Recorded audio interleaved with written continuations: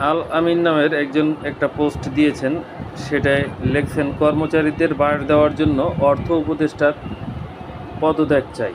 আজকে আমার জন্য অর্থ উপদেষ্টার পদত্যাগ চাই। আরেকজন লিখেছেন কর্মচারীদের কষ্ট বোঝার কোনো দিন বুঝলো না, দ্রুত মাঠে নেমে পড়া উচিত। চরম নিন্দা জানাচ্ছি এই অর্ডারের, এত বড় বৈষম্য আশা করিনি। সরকারি কর্মচারীদের বিশেষ সুবিধা প্রদানের প্রজ্ঞাপন জারি করায় কোনো গ্রেডের কর্মচারীদের কত বেতন বাড়বে আসুন দেখে আসি। আমি চাই এই সিদ্ধান্ত তুলে নিয়ে পুরাতন কাঠামো কার্যকর থাক, কারণ এই নতুন বেতন বৃদ্ধির দোহাই দিয়ে জিনিসপত্রের দাম বাড়বে। পদত্যাগ চাই। সঠিক বলেছেন, শেষ পর্যন্ত ব্যাপক ব্যবধানে জিতে গেছে কর্মচারী। আল্লাহ আপনি আমাদের বৈষম্য থেকে মুক্তি দান করুন।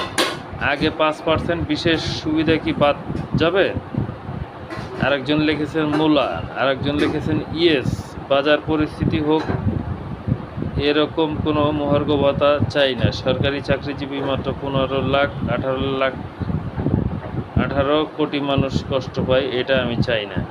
যে টাকা বাড়ছে তা দিয়ে তার বহুকে আমি চাই, তাহলে আমার কষ্টটা কমবে।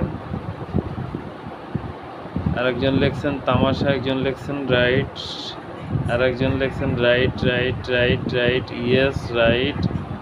এবারের বাজেটে সরকারি কর্মচারীদের বেতন বৃদ্ধির নামে উপহাস ও রসিকতার সৃষ্টি হলো। সরকারের কর্মচারীরা দেশে 11 থেকে 20তম গ্রেডের প্রায় 13 লক্ষ কর্মচারীর বেতন বৃদ্ধি পেলে 11 গ্রেডে 875 টাকা, 12 গ্রেডের 695 টাকা, 13 গ্রেডের 650 টাকা, এভাবে বেতন বৃদ্ধি হয়েছে। এসব গুজামিল মার্কা পরিপত্র এবং ফাজলামো মার্কা বিশেষ সুবিধার কারণে একজন 20তম গ্রেডের কর্মচারী 15% হারে মোট বাড়বে 1224 টাকার মতো বাট। সেখান থেকে যে আগে 5% প্রণোদনা বাবদ 1000 টাকা কেটে নিল, সেটা যাবে, তাহলে